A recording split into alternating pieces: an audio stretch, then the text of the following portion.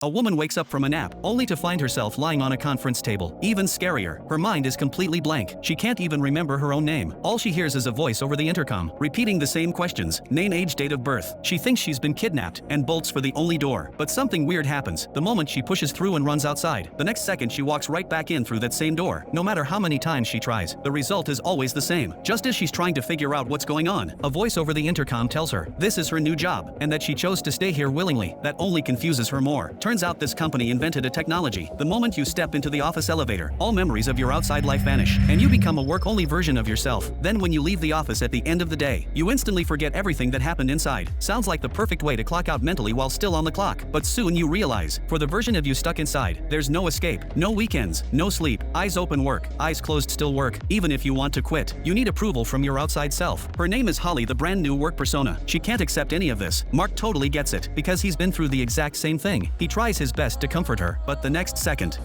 ow! Holly gets brought in front of company executives. They tell her the only way out is if her outside self agrees. With no choice left, Holly reluctantly accepts. Staring at meaningless numbers on her screen, she realizes in despair she's become a slave to her own body. Meanwhile, Mark clocks out and regains his normal memories. Back in his car, he finds an envelope with a gift card inside. It's labeled as compensation from the company for supposedly dropping a box and hitting his head. Mark believes it without question. Later, at a restaurant, he meets a man who calls him by name, says they're best friends, and claims he escaped the company. Mark is completely lost. The man warns him something terrifying is happening inside. Those meaningless numbers hide a huge secret, and the company is hunting him down. Then he rushes off. Back in his car, Mark curiously opens the greeting card. On the back, an address. Just then, another car pulls up. Someone steps out, looking around like they're searching for someone. No time to think. Mark speeds home. As he gets out of the car, a neighbor cheerfully greets him, asks how he's been doing lately. Mark has no idea that she's actually a company executive, watching his every move.